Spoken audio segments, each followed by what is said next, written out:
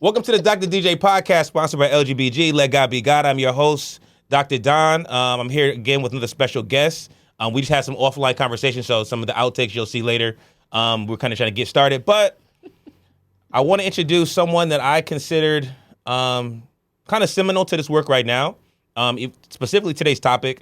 This is someone that also is an educator, so we have different conversations. So I've loved the fact that when I thought about this topic and I thought specifically about why I do this podcast, this person specifically came to mind. And so today, before I introduce our amazing guest, today's conversation will be centered around vision. And so this is one of the New Haven visionaries that I think are creating new spaces and places for things that we did not see before. And so with no further ado, I want to introduce Adriane Jefferson. Oh, thank you. Thank you for having me. I didn't know that was a topic, but that's super fitting. I didn't know. I'm going to tell you exactly what the full title is, but right now, vision. Foresight, observation. That's why the beginning conversation made sense. Yeah, it actually does make sense. You're like, wait, hold on. So tell the audience that what they don't know. I mean, the stuff that I know, but I want them to be able to, because you have a list of things and I don't want to miss nothing. Yeah, I mean, I guess some more so just about my background. Mm-hmm. Well, I think for me, right, the basis of who I am, my background, I've always been a creative, always. Since I came out my mama's womb, it's like one of those things where you just are born to do something and you have a talent and a gift or a passion. You're intrigued to certain things and you don't always know why. But I've always been a creative for as long as I can remember. But for me, it goes so much like deeper than just being a creative. My creativity started when I was around like 11, when I could really recognize it, like 10, 11. I was getting awards for oratory and speaking and writing and all of those things. And at that time, and I mean, I'm like 10 speaking in front of like crowds, like doing my speech that won an award and stuff like that. But at that time, I didn't realize that it was God preparing me, I think, for being able to use creativity as a platform for healing and for creating like pathways. But really for me, creativity saved my life. And so I always come at it from a standpoint that it's so much more. Like when people look at art, so we'll talk about my background, but when people look at art or creativity, a lot of times they don't really understand the impact of what that really means. They see like maybe it's entertaining, maybe it's something that's nice, but I come from it as like it's absolutely necessary for a variety of different reasons. But for me, I started off as a writer, as a person who was really involved in oratory and spoken word, poetry, all the things. And I started writing and then getting into script writing and songwriting from a very, very young age. So I was writing operas and like hip hop operas and original plays and going to art schools. I always went to an art school. And then it got to a point where in 2000, I lost my brother. And when that happened, I fell into a really deep depression. And the only thing that I had was my ability to create, right? And it was a tragic behind how we lost him, so it was definitely in a tragic way. And it was something that completely shifted my life and how I view the world, and where I got very passionate about Black people, particularly Black men, Black women too. Obviously, I'm a Black woman, but Black men and what they experience in life. And I started to use my creativity as a means to create platforms and tell our stories and our narratives. So that's how I started off as an actual creative. From that, I ended up going to school. I went to school in Miami, Florida, and I studied music business, and I minored in communications. So I always had that angle of like journalism meets the entertainment industry.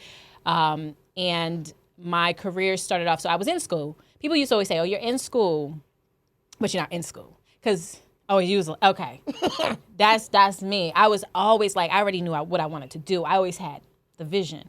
I was very focused, and I was just like, all right, I'm on a mission to change something, to change the world, right? And at that point, when I was in school in undergrad, I was already working behind the scenes in television as a production assistant, eventually as a talent agent, and really I was in the entertainment industry. And what I saw from me was that just being in the entertainment industry, existing, wasn't enough. There was a lot of craziness that I saw, things that I necessarily didn't want to be a part of, and I just felt like we can use these platforms and resources for something even greater, which led me into working at Alonzo Morning Charities, where I created their drama program from scratch and worked in. Are you familiar with Miami at all? Absolutely. Are you familiar with the Overtown area? Yeah, I know what that is. Okay, so Overtown is definitely probably, one of the most impoverished parts of Miami, but the community there is so beautiful. And I got a chance to work with the young people there and build really genuine bonds with them, where this is like my family. I have some kids that, called me their godmom, right? So I'm working with kids who never had access to arts before, never understood, like they're right 10 minutes from the beach, never been to the beach, right? So the exposure wasn't the same. And so God was showing me all along ways in which we can use creativity to create impact and change in a way that's more personal. So not only did I experience that, but now like these young people are able to use, hip hop and art and whatever their medium is to tell a story, to tell their story, and also to create an avenue out of where they came from. And oftentimes they don't want to stay where they're from. So long story short, that kind of surfaced into, I have my master's. I went and got a degree for arts administration, but my career just kept building. It just kept building and building. And then I came back to Connecticut. Most people are like, why the hell did you come back to Connecticut? Like snow. I hate snow. And I hate it with a passion. I don't like snow. I have a story for you too about, me and snow don't get along. But I came back, what I did was I was like, I wasn't happy. So I've always been in the arts and I've been fortunate enough to work in the arts, but I wasn't always making good money. Sometimes you don't make great money when you're in the arts. So I was like, all right, maybe I need to do something that's a little bit more realistic. I did have that moment. Most creatives have that moment.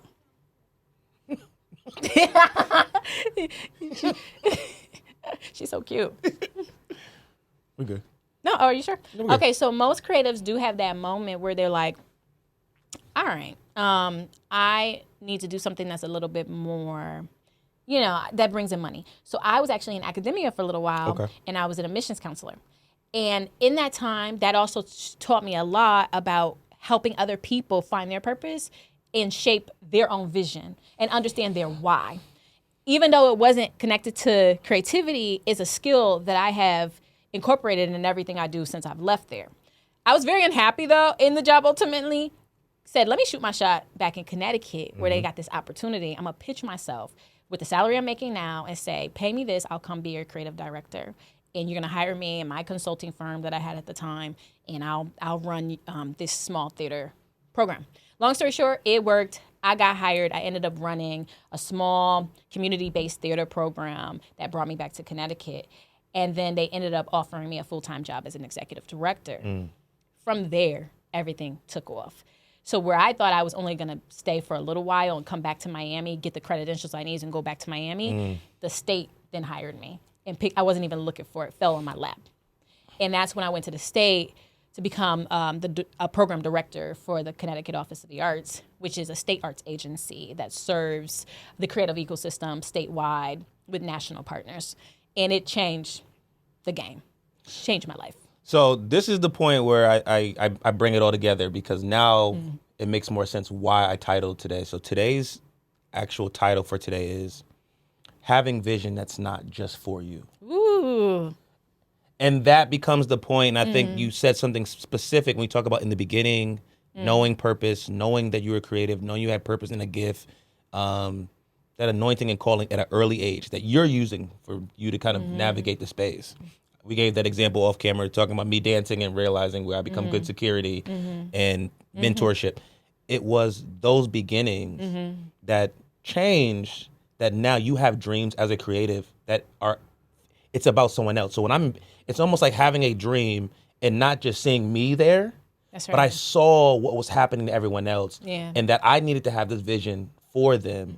And so I think specifically why today was important is like, what is it like? Because you've already kind of spoke about it, to know specifically that my visions are not just for me, that they're actually there and put in there for you to be able to be an impact and influencer for something else. Yeah, that's good. I'm like, okay, God totally gave you that because I told you that. Yeah, you did say that, and that's you. And you had no idea that I was going to say what I was just going to say. So that makes perfect sense. I think for me, first of all, I think it's a journey to get to the place where you're not egocentric. Mm-hmm. So many times, because our society teaches us to be about self, narcissistic, egocentric, where so many times we're not thinking about the focus on other people. Mm-hmm. I think that for me, when you are thinking about how we serve a purpose in this world, I just have like a general understanding that we're all here to be of service for each other, no matter what role you're in, no matter what position you serve in life. Like that's ultimately what we're supposed to be doing for each other. And so for me, I started to do that. I started to do that when I decentered myself. You know what I'm saying? Like I had plans of things that I thought I would be doing, like obviously now I work at the city as the director of cultural affairs, and it's all about public service. Absolutely. And when I tell you, when you serve people, it is such a humbling thing as well. And it does cause you to be very, very selfless. But the journey to get there is not easy. Like overnight, I wasn't just a person who was like about bringing out the vision in other people. For me, I had to go through a lot of heartbreak, things that I wanted to do in my career, rejection, like things along that nature that told me like this is not it. It's like there's something more that's supposed to be surfacing and happening. And then as I got exposed to be able to work with other people, I realized that my personal passion really was just bringing out the gifts in other people. But in order to do it effectively, there is a part of you that has to die, in a sense. If that makes any sense. Does that make sense? No, so, and the way you're saying that makes me think about having the particular vision and then something traumatic transpires, that it changes the vision, it changes the practice. That not just the person that died, not the last person we talked about, old self, new self die, but also there was a shift that had to happen for that vision to now reshape. The vision, being a visionary is still there and the creator is still there, but it's different because this experience now makes it so different. And so that speaks directly to and sometimes I don't always think it dies. It just evolves. It evolves something like it almost like leaves. The things that needed to fall off, but the things that needed to still be present are still present there in the time. 1,000%. And I think like as we evolve. But first of all, if you're not evolving, that's a problem. Like in some way, that's a problem. But the life can't just be about us and what we want. I think but this is where God, to me, that's where it changed. To be honest, it's based on my relationship with God is where it really gave me the perspective that is so much bigger than the things that I think. His thoughts are so much greater than our thoughts. And it's just like being able to try to, obviously we will never be God. We will never be Jesus, but we can aspire to be that. And so just evolving to a higher level, like having kingdom-based thoughts that are about empowering other people. Like I'm intentional about that because the ego always wants to creep up.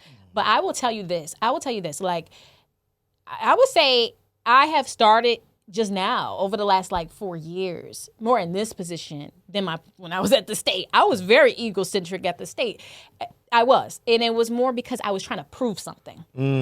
So it was more about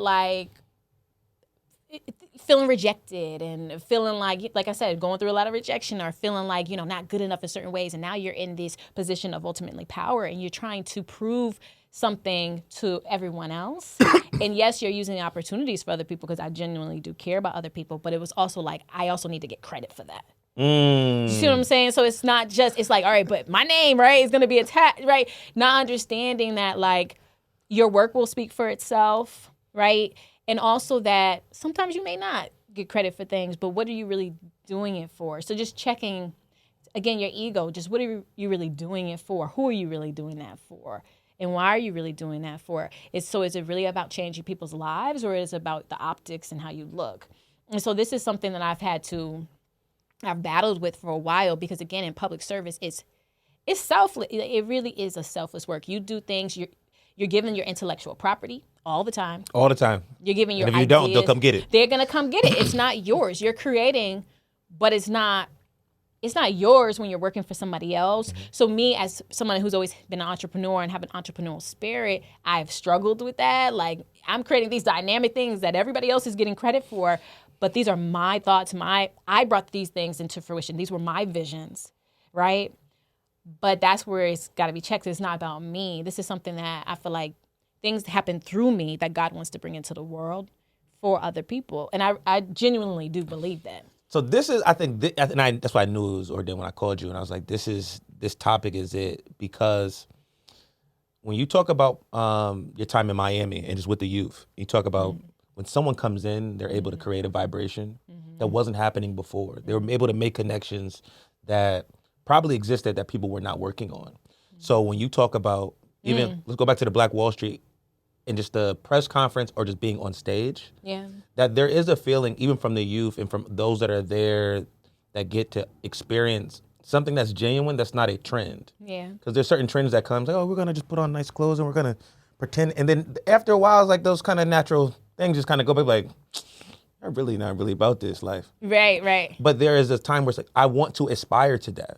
So when folks come to the Black Wall Street and they see the gathering, and it's across ages, and I always think about this moment. This probably, have you seen iRobot? I have. Yes. So when he say it's been a minute, when he drew the picture, and he drew the picture real quick, and it finally comes down like that was you standing there. He said the creator gave me a vision, and it was you standing there. Ooh. So I think about that analogy of just like you getting this thing, standing on that particular stage, but had a vision for other people that would give them opportunity to succeed. Yeah. And that's why I felt like it's very anointing when, how do we allow those visions to come in to let go of the visions that I have of myself, of saying, where am I supposed to be standing? Yep. Where am I supposed to be? And being able to sit back to saying, well, whenever my time comes, I trust that my work will be well recognized. My sacrifices will be made whole. I think, you know what I really think? I think it's obedience. So I think we're going to be asked to do things sometimes that don't make sense. And you get these thoughts, and I don't know if this happens to you, but like thoughts in your head, God is talking to you, just giving you, go do this. And you're like, this makes no sense. What's this have to do with anything? Exactly. Or he's planting seeds. And sometimes it may make sense to us, and sometimes it may not. Either way, we're supposed to move on it, because what's on the other side of that is going to be very fruitful, either for you or for somebody else, or maybe both. I think Black Wall Street is a great example of that. We, Aaron and I, we have just a great friendship and partnership anyway. And there were different things that we were building. It actually started by listening, to be honest, and some discernment around what I was hearing, as feedback to like what was really needed in the city for people who, just don't often have spaces of belonging that are safe. But also, what does it mean and what does it look like to just create platforms for those who usually don't get platforms? And we have both have a deep passion about those things. So it just came from just genuine authenticity and just building as friends and as people who are kind of both in positions to do something. But I don't think we really knew. It was just obedience. It was just kind of like, okay, let's do this. Let's use our resources, not knowing exactly where it was going to go, particularly like the first year. But it was just more like, all right, we know this will be great because it's going to build the economics for Black and brown folks, particularly Black people in the city. We know that, right? Yes. So it's all good on the other side of it, but it's also obedience, and it's walking with a fearlessness, and it's walking with the trust in the creator that whatever's on the other side of that is fruitful for people beyond yourself. It's not about us. It's about the people who need you to create what you need to create, because it's connected to their purpose. It's connected to them getting to where they need to get in their lives. Yes. So that's just one example of the way that I think that this works, and the way my personal mindset works about like surrender and obedience. And sometimes I don't understand, and sometimes I am overworked, and sometimes I have no capacity, but I'm gonna do it anyway. Why? Because like we're here to listen and to serve and to connect and build community with other people. That's essentially like our purpose. And when you do that, when you really listen, if I'm really listening to you, when I'm hearing you, I'm seeing you, and I want to pull out of you whatever I can, and hopefully that's like a mutual thing. That's just to me like a way of life. I mean, it sounds like I'm like that's just a way of life, but to me, it's not. That's everybody doesn't know that, and I think when you're saying that, I want to ask the question to you: what does it feel like to be a part of the A team? What do you mean? So like this, the sci-fi. Because I say A team because when you're the director of arts and tourism and bringing different things come in, part of a lot of the guests that come, so I'll talk about Aaron, and he used to come to me saying this, that it ties to the same thing about people had to leave to go find a way, and then came back and felt like no one really was checking for them at a time when they should have been. They weren't giving them space to create and recognizing their connection. And then when Ty says, well, we got the keys. So no one gave us the keys to the car or set up a space or set up a room. And then there was other stuff, just other people talking about counseling and mentor. It wasn't there. And so to be one on the A team where it's like, this is a time we're all in the same room. Absolutely. And I think kind of ordained where us coming back at particular times around similar age and being able to connect younger and older and be a medium ground, because normally when we see each other now, we're seeing each other at events. And part of that servant mentality is that everybody that's walking around is operating from the same idea. Absolutely. It's like, I'm here for that. Or it's like, okay, I got you. It's like, I got you. So this is happening. Yeah. And everybody's on the same plane where it's not like you walk in the room trying to figure out like, what they on? Yeah. I don't want to lead a room like, man, what's wrong with them? Like, yeah. Where it's like you go and I said it before, part of that reality of going to parties or events, that my natural response is to come in and say, how can I help this to be better? Did say that. Besides just saying, how can I enjoy what you're offering? But most people aren't like that. I know that, but that's just. But we are like that. So it's to you. I mean, tell me if this happens for you. It becomes. Sometimes I'm in the place where I think everybody's kind of like that. Like, oh wait, like what's normal for me is normal for everybody, and I'm like, oh, that's not normal for you. Does that happen to you, or do you? I naturally think that when someone's giving their all or service, sometimes it's not always appreciated. So it becomes important that what the person's doing is appreciated. So say if Slay's one that probably should have been a show. If Slay gets on stage or Frank Brady gets on stage, they might want some water. Yeah. But I don't. Yeah. And someone could look at me like, that's not your. I know it's not my job to go get people water, and it doesn't impact my humility. It doesn't impact anything. It's just like, because they might not. Someone might keep running them, be like, yo, we gotta keep doing this, and no one's thinking about. They're thinking about what they can get out of them, what energy they can extract from them. So that person might need water. Or if I walk in the room and I see like it's crazy at the table, instead just people, hey, can we slow this line down? Just like, and that's part of the observant and being a protector and providing space and service, because you're observing like this.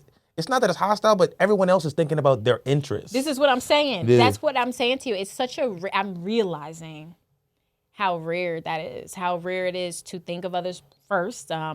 Integrity. How rare that is. Like all of the things that we value are values that I'm like are just like being a good human being. It's rare, and I think, not saying everybody's not a good human being, but I think rare to distribute those values and display those values is rare. But I don't judge people for it, because none of us are perfect. And also we all have a story on why we behave certain ways, or why we're reluctant to like help in certain ways or put ourselves out there in certain ways. But I'm just saying that's a rare attribute, and I just wasn't sure if you were aware. I think I got it from my grandfather. My grandfather always said, give people an opportunity, do something that gives people an opportunity to say thank you. Because thank you is their way of humbling themselves. I love that. Those who cannot humble themselves will not say thank you. I love that. They'll receive it. And so I think that becomes important, where you giving them an opportunity to say thank you. Whether it's holding the door, whether it's water, whether it's just, hey, that's a nice compliment. Just I appreciate that. And give them an opportunity so that they're thanking someone else for something that that may exist in their space. And so obviously the inverse of that is when you're in that service space. How do you think about that self-care while also giving up so much time and energy? That's you can scratch your back. Because it's something I'm pulling myself out of, and especially, I'm gonna tell you something. I'm gonna be so honest. I would say these last 4 years, I'm going into my 5th year in this role, it has worn me down, like in ways like, because again, it's a selflessness. Like you're giving so much of yourself, and it's beyond the job. I'm a wife. I have a daughter who's 11 and she's in competition dance, and it is busy. And I have a home I'm trying to take care of and make sure it is, the house is a home for my family. So you're playing these multiple roles. I have friendships that are like family, and making sure that that's kind of being nurtured. And then my mom, my mom and my dad, just making sure that everybody's taken care of has kind of, to be honest, I think always been like my role in life. And since I was really young, it's been like, oh, you're wiser than your years. You can handle this, right? So I've kind of always wore that as a badge of honor, realizing I don't feel like that's a badge of honor anymore. It's like, that's not, I'm tired. I just want self-care. I need moments of quietness. So for me, this is a very selfless job, and it's also a thankless job in many ways, where you are putting yourself on the line. And I think about what do I mean by that? I mean, like during the pandemic, we were working 24 hours across the clock because everybody was all hands on deck on how to mitigate some type of damage to what was happening within our communities. And in a way in which you don't think arts and culture would have been at the table, we were. And a lot of times we were leading the charge in a variety of different spaces. And then you follow that by the social unrest of the murder of George Floyd, and the way that we had to step in, and the way we wanted to step in around like anti-racism and training people up. And it was work, and it was work that is emotionally taxing. Do you understand? And like a lot of the people who are leading these charges are Black women. But we're expected to be the superhero in these spaces, not giving the resources and not giving the appreciation to do the things we're being asked to do. And yet we have to still show up for everybody. That takes a toll after a while. And so it definitely has been a thing where definitely I'm grateful for the opportunity to serve the platform this has given me, but I'm tired. And I've realized that in order that you can't sustain this. It's not sustainable.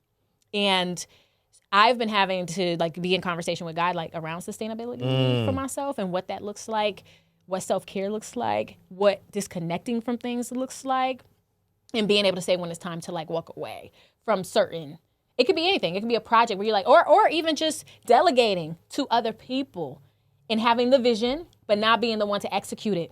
I can give you that. Here you go just plant a seed. I think that's part. I align with that a lot, because asking that right prayer for self-care is something that we don't know how to. I don't practice that, and so I think Do you feel like you have self-care? No. Oh, okay. No, but it's more so. It's more so everything you named as on top of the fact that you're also an adjunct professor. So you can't leave that out. A new adjunct professor, might I add? So I gotta say that because I feel like everything you just named, on top of depending on the course load and how much grading has to go down and students' emails. I'm like, that's its own separate thing. As a practitioner, it's like, once I get a feel for, all right, come in, I know who's going to be there, this is going to get done, this event, so I can kind of check these off. It's a space where I have enough control to lecture, but I don't know what all these 40 minds that are having this conversation with themselves and their expectation, and I'm trying to keep them in the ship. Yeah. And I'm trying to make sure they don't topple it over, because it's going to fall on me. Yeah. No matter what, it always seems like that, because that's the only place that I cannot, outside of parenting, that's the only place that I can just say. Definitely not parenting. I was like, this on you. Like I can not just delegate, but this is not mine. This is yours. So and but there's certain things I can't. If I get in this job, it's like the worst thing I want to hear. It's unpredictable. I'm like, I don't know what's gonna happen today. Like, I don't know how they're gonna be feeling. I don't know if I'm gonna get these complaints, and so that's specifically emotional energy, I think, as a creator, because you're setting up a room that's supposed to be engaging. Yeah. And then it's always about, and I think about I think about artists, and that's why I thought specifically about this idea of people creating something for them. Yeah. And then when you try to create something for the ideas of others, when you see it could be beneficial and they don't receive it, I'll be like, I'm in the class, I'm like, what? I just gave you. It's frustrating. I'm like, I gave you all this good stuff. I gave you all this learning content, but you keep talking about, well, what's my grade? I'm like, what did you learn? Yeah, like, you're and I'm obviously new to not to the classroom, but to the university classroom. I'm new, and then we could talk about I got you. my first day experience. But it was, yes, I can understand what you're saying. But in general, I think as mentors, right? As mentors, whether you're in the classroom, whether it's an artist, your mentor, it don't matter. Whoever's in your life, because I'm sure you play a mentor to a lot of people, as do I. One of the most frustrating things is when you're giving your time, which is a resource, a major resource, that when you're in positions that we're in, or you're just a busy person, you don't have a lot of. All you have is really your time. And I'm choosing to give my time to people to give information that I know is like, like it took me years to learn this. You need this information, and seeing someone mishandle it or misuse it or not use it at all. And then they still come back to you. Or mishandle you. And then they still come back to you afterwards for like leeching. Like if they're leeching off of your energy a little bit, especially when you're not utilizing it. That is the most frustrating and disrespectful thing to experience. But I realize, what I will say is this. One thing is I realize people who are mentors have to control, all right, like I'm giving you all this information. At what point do I just not anymore until you start to demonstrate that you're ready to receive and apply the information? So that's on us. But number two, that people will utilize the information least when they least expect it. So they may not get it right then. They may not even get it next year. But there will be a moment where that's in the back of their head. It's planted, and they can use it, and they can pull from it, and then they call you, and they're like, I get it now. And this is 3 years later, and they're calling you, and they're saying, I get it. That's the way I feel like it works, where at least it helps me with my frustration of like pouring out and it's not being received. It's like at some point you will get it. You will have an aha moment. It just might not come when we would like. My biggest aha moment, everything you just said, was that from a teaching standpoint, you give the student this, I know this gem you need. But also I realized part of mentorship is like, I can't tell you to have this vision. I have to make sure it becomes your own. So I'll be vague, but I kind of know if I give you, it's vague enough, but in a box where you're probably going to find it. And so that it's like, oh, I get it. And I can read it and I can give feedback, but I had to coach without telling like where it was. And some of them personality wise just need they really want someone to tell me what the right is. I was like, that's not what the industry needs. I need you to be able to craft an answer because there's too much information out here for you not to have it. The second part was I realized aha moment in the professional life, when you do not live in your purpose, someone else will use the talent they see. Yeah. It's almost like you have just like, you got extra food on your plate. You're like, you gonna eat that?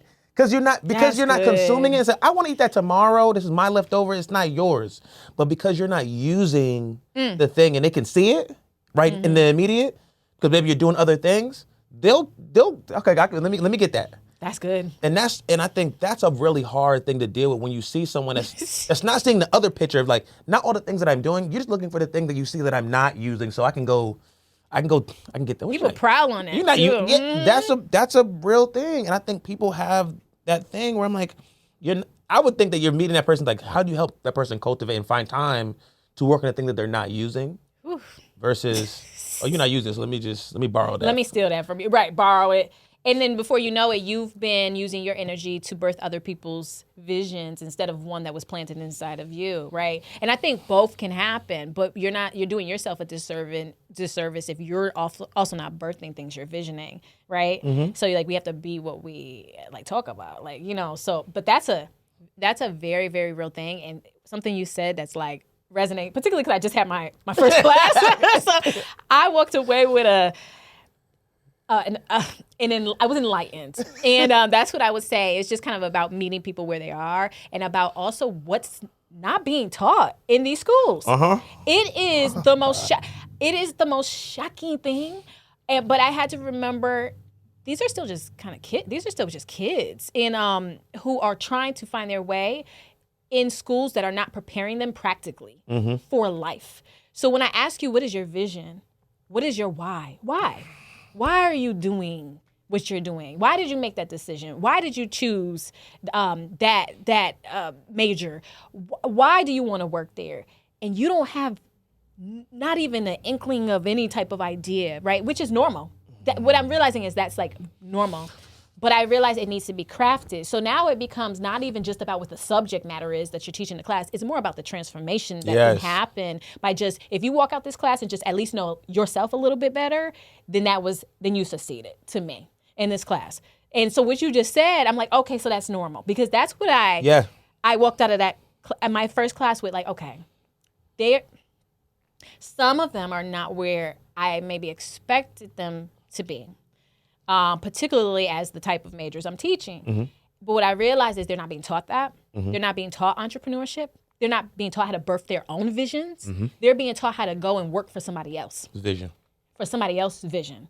Which some people, that's fine. But they're not being taught to think critically and analyze these things and also analyze introspectively themselves and like, where can I be of service and what purpose am I serving? They're not being asked those hard questions, but you can see there's a hunger for it.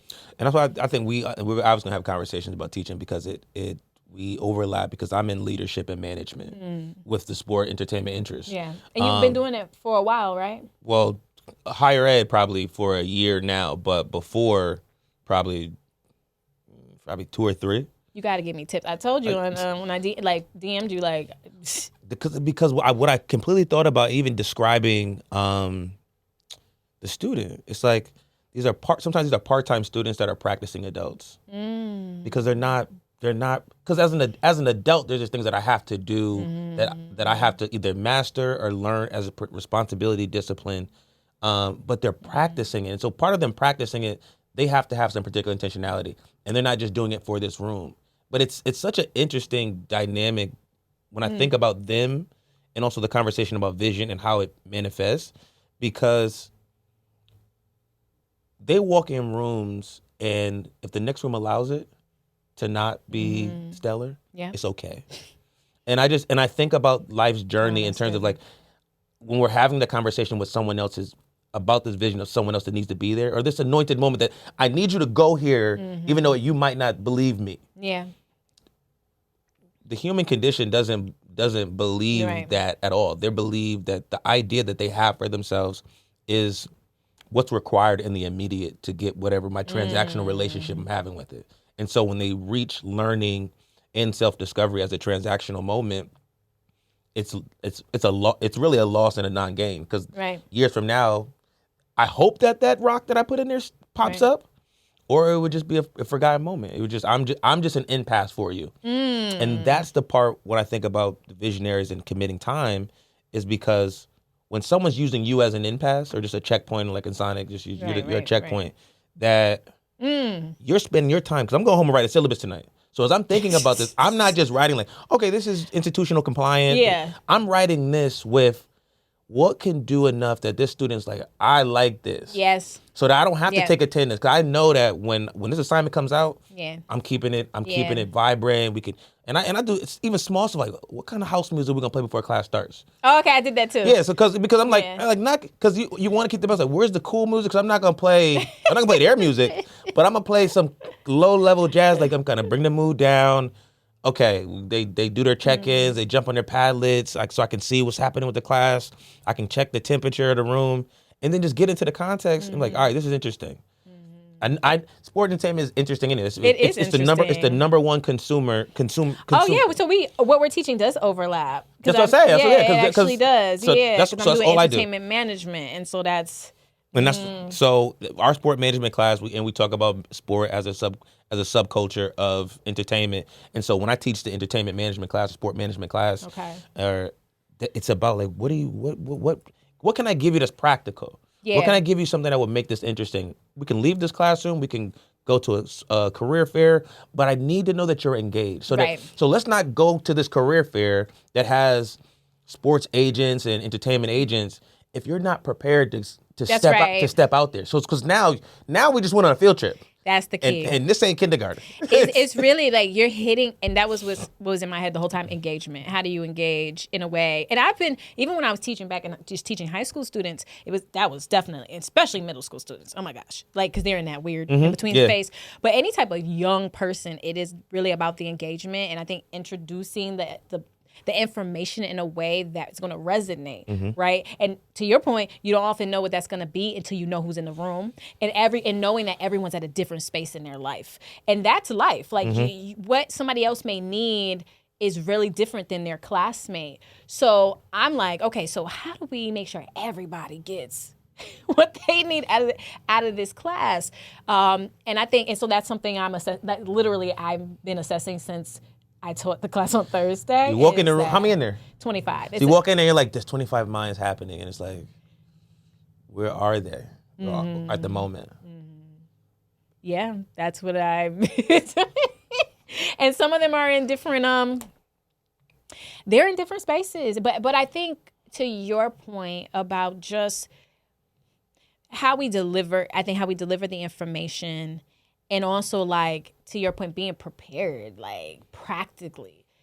I don't know if it's me, but like I kind of said earlier, I feel like this is stuff that they're not necessarily learning. Okay, yeah. So I didn't want to assume, but it just seems like this is stuff that they're not necessarily learning. So like we can take this and combine it with life skills, like stuff I keep telling them this stuff is transferable for whatever you want to do. So if you're a person who knows what you want to do, like there's some folks in my class who want to be in the entertainment industry. Like they know that hands down. There's other folks who's like, my advisor told me to take this class. I don't know why I'm in this class, but I'm here. You know, it's not going to be that much work, is it? Right? But literally. Is there going to be a lot of speaking in here? Yeah, right. Right, that's exactly right. It's not gonna be that much. You think I can do good? I don't know you yet. Like that's so funny because that's exactly what the class. It's a different setup. You got some folks who are like, well, you know, I have an idea of what I want to do, and I'm willing for you to pull certain things out of me. I want that. I've been waiting for that. So everybody's just in a really different space. But what I'm gonna be doing is giving people an opportunity to dive into visioning. And which is so funny. There we go. So that's why this is like so funny, because this has been a theme for me like all week, all month. Well, this theme of my life. Yeah. But in this particular classes, but I walked away with like, okay, they just need vision. They need help to pull out the vision, because many of them have it, and they also, to what you were describing about the career fair and going there, they don't have the confidence to do the things that might be in their mind. It's mostly like, how do we establish and build that confidence to feel like you're just worthy of the room you're in and the spaces that you're in. A lot of times people don't feel like they're worthy. They feel like, you know, I have a lack of confidence. They feel like they don't know enough. You know, there's so many different reasons why confidence lacks. But even if you just walk out of this class at the end of the semester and you got more confidence, to me, that's a win. And so I think, so obviously we add the leadership to the management. And so I'll give you something that has helped me, and I thought about it this year. We're going to try it. When the most nervous times, people are normally nervous at the beginning and end of games. And so we set the room up and said, all right, how do we prepare them for the first quarter? Are they prepared for the first quarter of this semester? Okay. Because these the check-ins. Because what we do is just, for them, I have to stimulate their particular nervous system in that thing. Because besides me giving the metaphor that, I mean, sometimes I'll come on vague and I was like, I don't know what he's talking about. So they're like, I'm like, all right, let me give you I can give you a better metaphor to make it make sense. They're like, hey, no, you gotta bring it down here. I'm like, nah, but I'm like, I gotta build it, but I want you to catch this. That's so funny. And the vision is here where I'm like, what you're thinking right now, how do we get you here? And sometimes I can tell you what the issue is of why you don't want to get there, or why you don't want to hear why I think you should be here. But the point is, you can't stay here. Yeah, absolutely. For the betterment of yourself, without me making this classroom punitive, I need you to get over here because this is what you told me you want to do. That's right. And that is how we serve as good people, good human beings, by pulling out the vision of somebody else and helping whatever that seed is come into fruition. Because everybody has it. Everybody has a purpose. Everybody, like a reason, and a purpose that is bigger than what most of us might think. They just need what you just said, that intentionality geared towards that purpose of pulling that out of them. I think it's a special thing to be able to serve in that way. So we're getting ready to close out, but I want already. We just started. What time is it? Hold on. The clock right there. Where? Yeah, right there on the board. I don't see it. Oh, on the screen? On that board right there. Oh, I didn't. But I want to say, I want to give you a compliment. I mean, we can still keep going, but I got a compliment to say that I think God is well pleased with your sacrifice and the sacrifices that you make. And I think that becomes important that wherever you go, that those things are acknowledged, because sometimes we don't get a chance to acknowledge individuals before they're gone, or at times that they're being overworked and they don't feel like they're being seen. So it becomes important to acknowledge that. And I think you should always keep that. Go back and watch iRobot. Take a picture of that or whatever that was, and put that somewhere, because that specifically spoke when I was sitting on the green and just saw y'all across the room. And also to the point of later on that evening when I saw y'all still walking across that field, I was like, oh, let me go help them. Poor them. Like, because it was just because a great service had been done for the second time and had been bigger than the first time. And I saw the faces of all the people that enjoyed the music, just enjoyed the fellowship, on top of those that just were vendors that were just trying to get their stuff out. And so I've always tried to just like, how do we build for that? So we're not that they have to wait to the end of the year to meet some more people. They're like, they might need a couple of classes. They might need some e-learnings to set up, like, okay, how do I continue to maximize this exposure moment? And so I hope that we can get all those vendors to come up to Sips and Tea at QU. I got the list for you. But I think you're right. I think we have to, it's not just a one and done with anything. Like one of the biggest things in any, at least anything I'm involved in with my perspective, even how I lead the department or anything I happen to be shepherding in some way, is it has to be sustainable for it to be impactful. I don't think one and dones do it. Like, okay, yeah, that was great, but okay, now what purpose does it serve beyond that? So, people are going to always need assistance and need things as they grow, as they evolve. And so, like, my mind is constantly running on, like, all right, how do we make this sustainable? So I think that giving you a list, but like also connecting them to other opportunities. That's the main thing on like how we continue to grow, because it's not about a festival. Yeah. This is so much deeper than that. This is about Black wealth and prosperity and economics and honestly really valuing and honoring what prosperous Black business districts once were before they were destroyed. That's what this is about. You know what I mean? Preserving that and then like restoring that. In today's generation where, there's so much that we've built that we don't own, but this is more a time where people are starting to understand their entrepreneurial endeavors and understand like it's a different platform that's emerging, probably back to like similar to what it was back then, to where we can now like build our own wealth as Black folks. And I think just being able to play a role in that is essential. I appreciate you doing that, and I want you and Aaron to keep putting together stuff that creates soundtracks of success. I like that, soundtracks of success. There's a sound. Success has a sound, like in each season, and sometimes it's good, sometimes it's bad. But I just need people to understand the sound that they need to hear in that season, even when it's not the right song. Because sometimes you got to put on that Jodeci, and sometimes you got to put on that Kirk Franklin, and sometimes you're gonna have to listen to some sad music, Soul Child. But it's not it's a variety of sounds that happen, and I hope that we can continue to do that through the festivals and everything else to do that. Me too. I hope so too. We will. I know so. There you go. So I'm here with the visionary. This is the Dr. DJ podcast. What you gotta give your handles. I'm closing. You gotta get handles. Oh, okay. Yeah. So I am on all social media platforms except for X. No. So my Instagram, Adriane D Jefferson, and also I'm on like LinkedIn. I'm a heavy LinkedIn person. Okay. So I just linked you today. Yeah. Oh, okay. Yes. Adriane Jefferson on LinkedIn. I like that platform for professionals. Do you like that platform more? Like for professionals, though. Yeah, for professionals. Yeah. So yeah, you can find me. I'm out there. I'm around.